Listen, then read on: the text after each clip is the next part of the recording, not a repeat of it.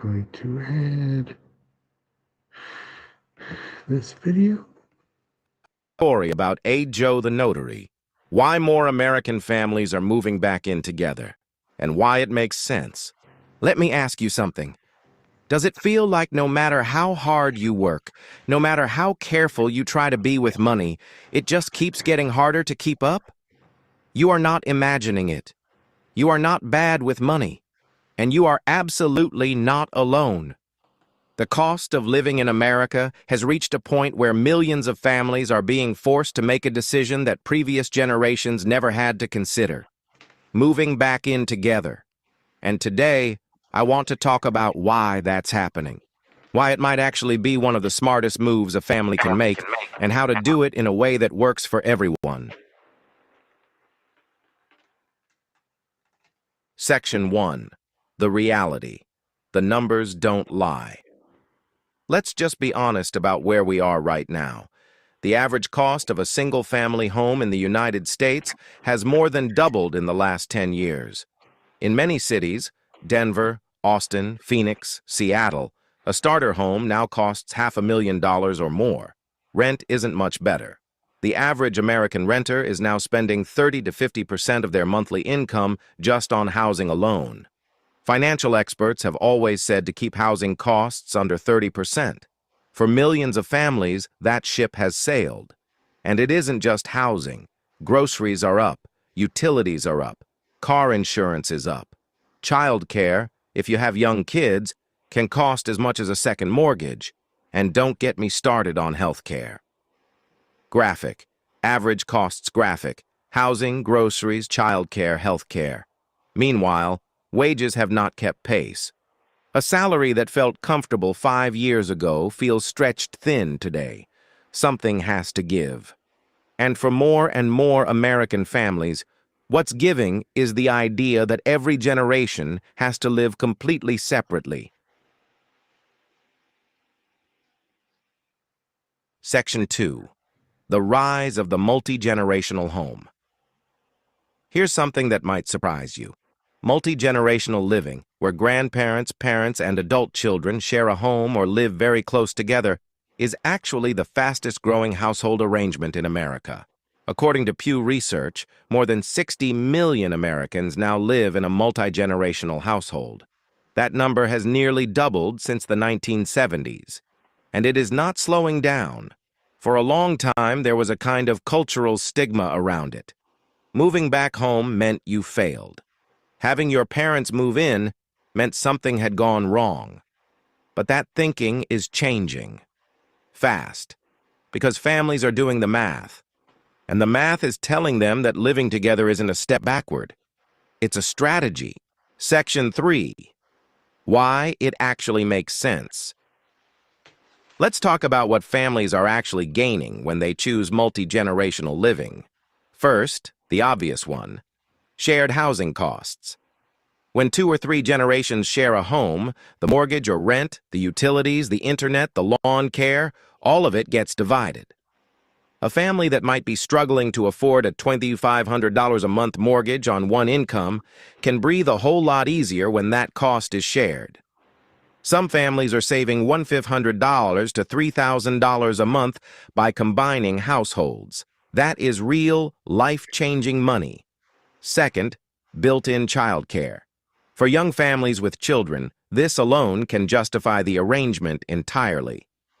The average cost of full-time daycare in the United States ranges from $10,000 to $30,000 per year, depending on where you live. When grandparents are in the home, or just nearby, that cost can drop to nearly zero. And the children get to grow up knowing their grandparents in a deep, everyday way that is genuinely priceless. Third, caring for aging parents becomes manageable. Assisted living facilities can cost $4,000 to $8,000 per month. Memory care can run even higher.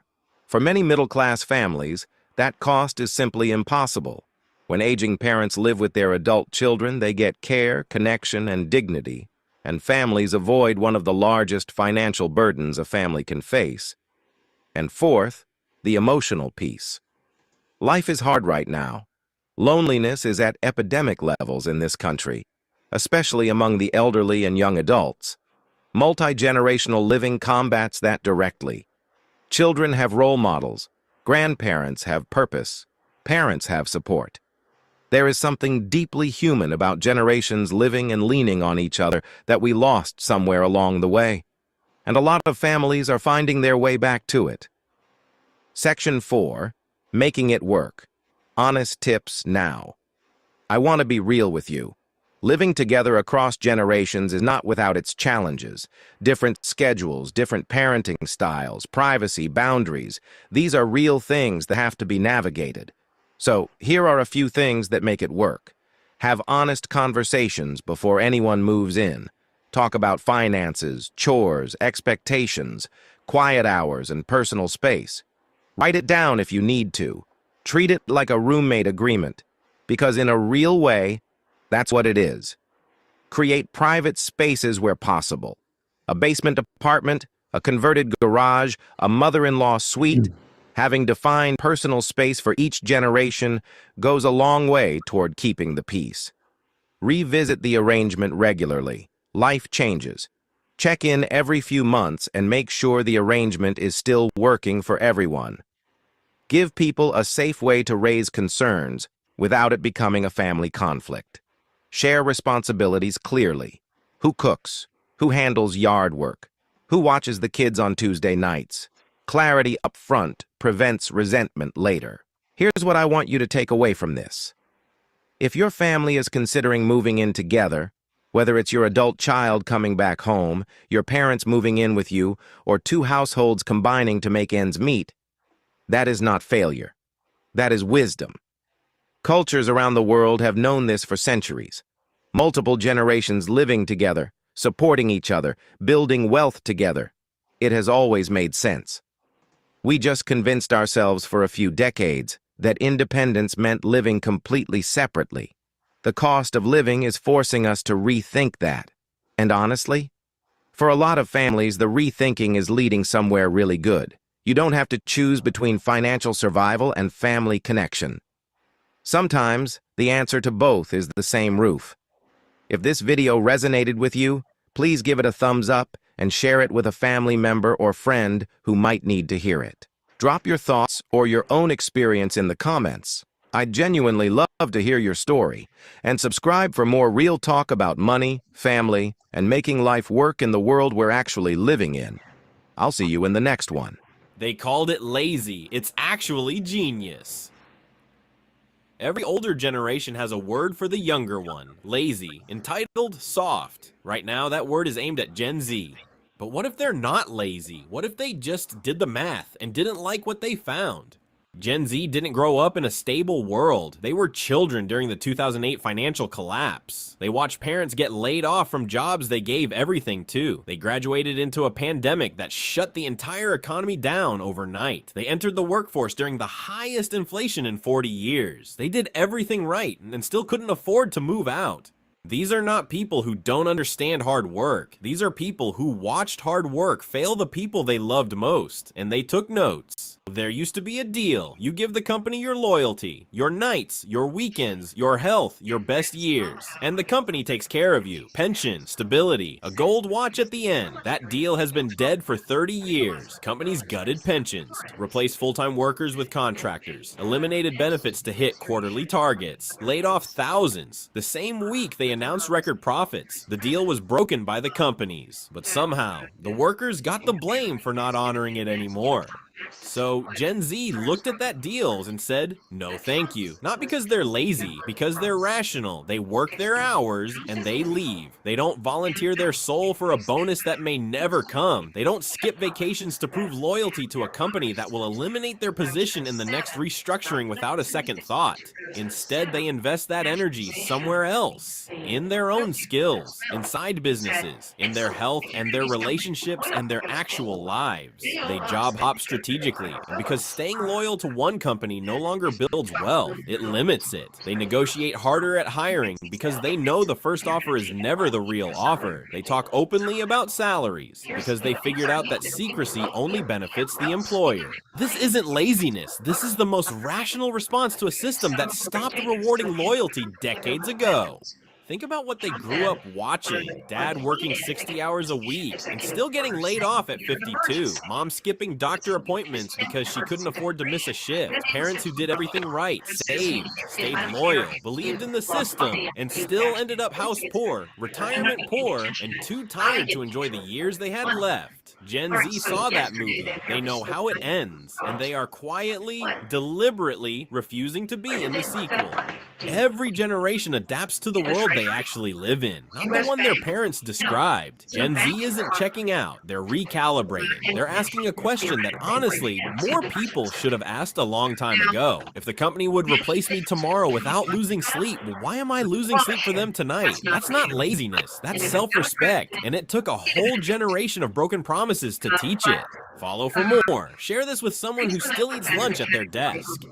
Efficiency.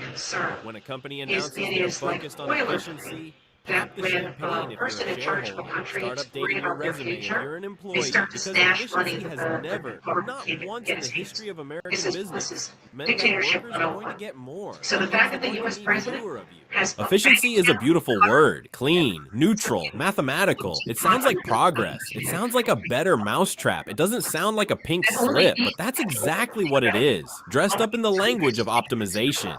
Every time a CEO stands in front of a camera and says, "We are committed to operational efficiency," somewhere in a conference room, someone is counting heads and figuring out which ones can be replaced by a machine that doesn't need health insurance. This isn't new. This is the whole story. The cotton gin made one worker do the job of 50. 49 people went home. The assembly line made cars faster and cheaper and turned skilled craftsmen into button pushers who were easier to replace.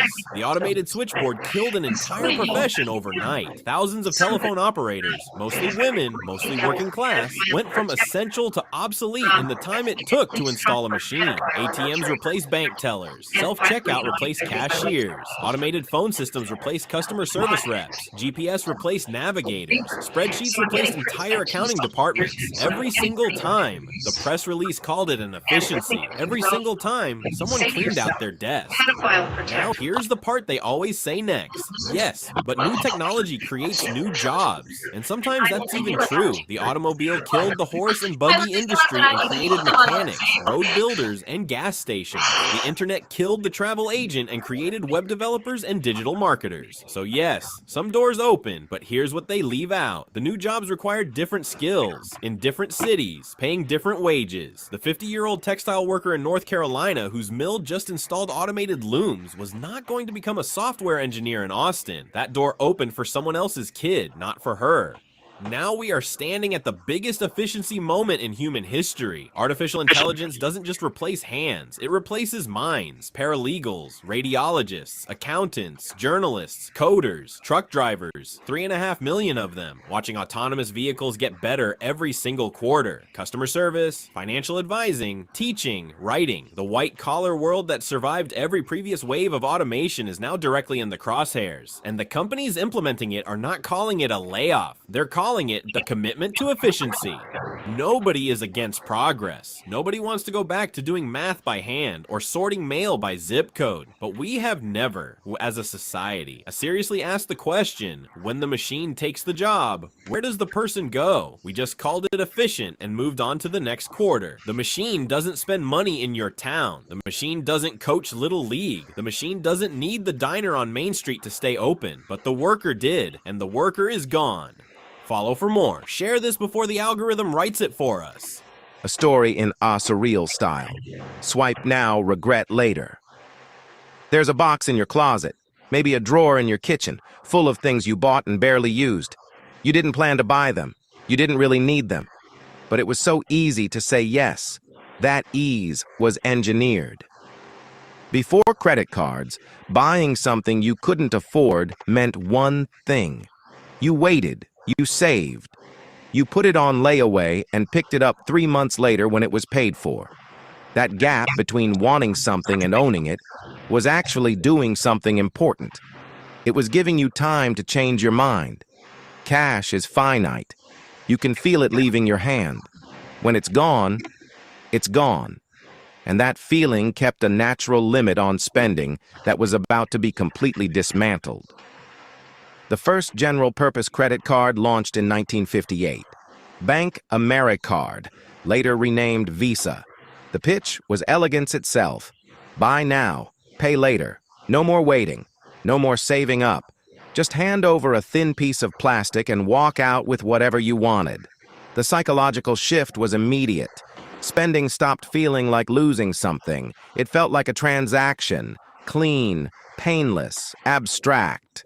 And the banks understood something crucial. When spending doesn't hurt, people spend more, a lot more.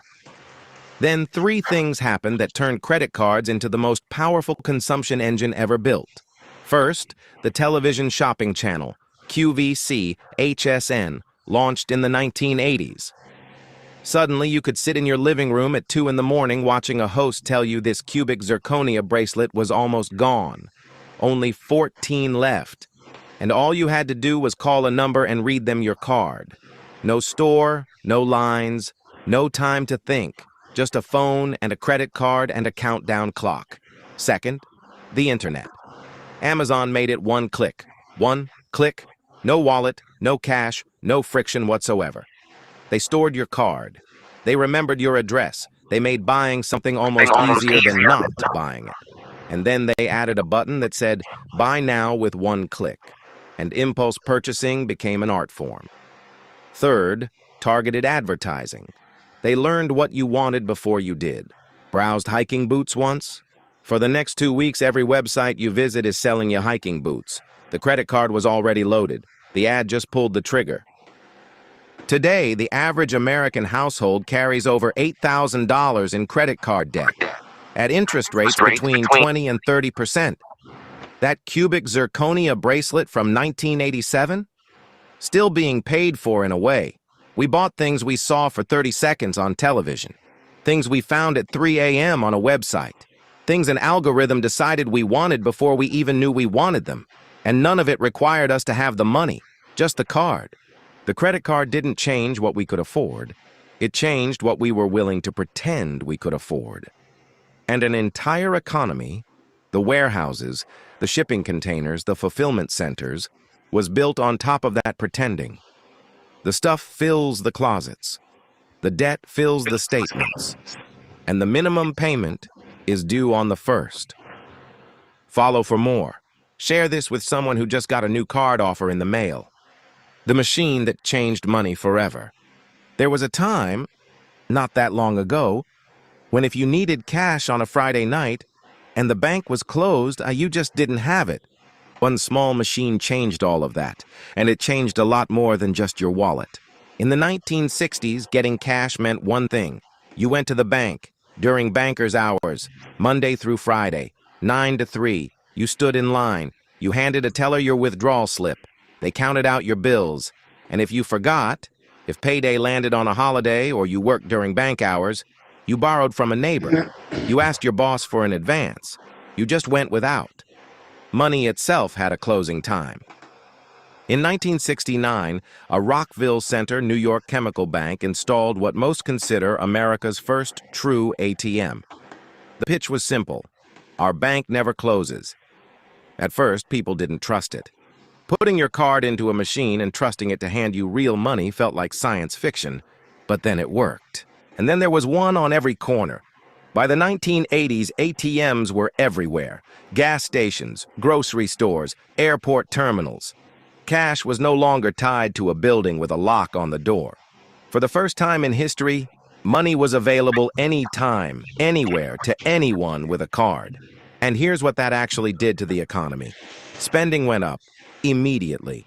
When cash is inconvenient, people think twice. They wait. They reconsider. When cash is available at 11 p.m. on a Saturday, impulse wins.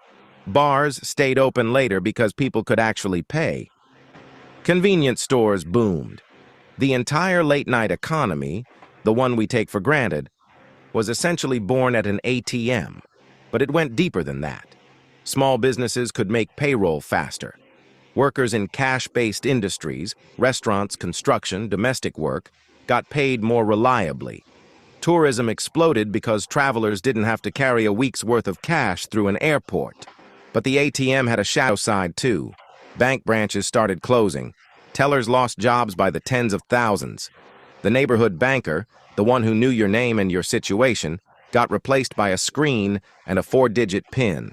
And those little fees, $2 here, $3 there, banks quietly built a billion-dollar revenue stream out of the convenience they convinced you that you needed. Oh, and that impulse spending we mentioned? It turbocharged consumer debt. Easy access to cash made it easier to spend beyond your means. And the banks were happy to help with that too. The ATM didn't just change how we get money. It changed our relationship with money. It made spending feel effortless.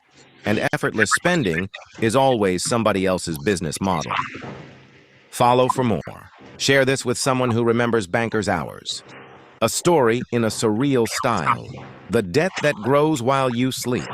Imagine making payments on a debt for 15 years and then opening your statement one day and owing more than when you started. That's not a nightmare. That's Tuesday for millions of Americans. It starts at 18. You're handed a form you don't understand by adults who say this is just what you do. College is the ticket. Everyone says so. So you sign. $40,000, $60,000, $100,000. You're not old enough to rent a car, but you're old enough to take on debt that will follow you for the rest of your life. Here's where it gets ugly. Federal loan interest starts accruing the day you borrow. If you defer during hard times, the interest doesn't stop. It capitalizes. That means it gets added to your principal. Now you're paying interest on your interest. You make $500 a month in payments for 10 years. You've paid $60,000 and you still owe $62,000. This isn't bad luck. This isn't a glitch. This is how the product was designed. By the time most borrowers hit their mid-30s, the loan isn't just a bill anymore. It's a life sentence written in fine print. They can't buy a house. The debt-to-income ratio kills the mortgage. They can't start a business. There's no capital, no safety net. They can't have kids, or they do, and they're doing it broke. They can't quit the job they hate because the loan payment is due on the 1st regardless. This is what a financial anchor looks like. It doesn't drown you fast. It just makes sure you never float. And here's what nobody wants to talk about. This isn't just a personal problem. When an entire generation can't buy homes, the housing market seizes up. When they can't start businesses, entrepreneurship craters. When they delay having children, the birth rate drops, the workforce shrinks, and Social Security starts doing the math wrong. Student loan debt in America has crossed $1.7 trillion. That's not money being invested in the economy. That's money being extracted from it. Every month, on autopay.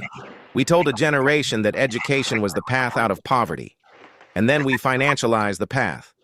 Added interest, added fees, added penalties for struggling. And then we wondered why they seem so angry. They're not lazy. They're not entitled. They're doing the math, and the math doesn't work. Follow for more. Share this with someone still paying. They spent the house. Your parents' generation was supposed to be the responsible one, greatest savers in history. Then the banks showed them a magic trick. Home values went up in the 80s and 90s. Boomers were sitting on a gold mine, and the banks said, why sit on it? Reverse mortgages, home equity loans, cash-out refinancing. It's your money, you earned it, live a little. So they did. Cruises, Vegas, Branson, Missouri.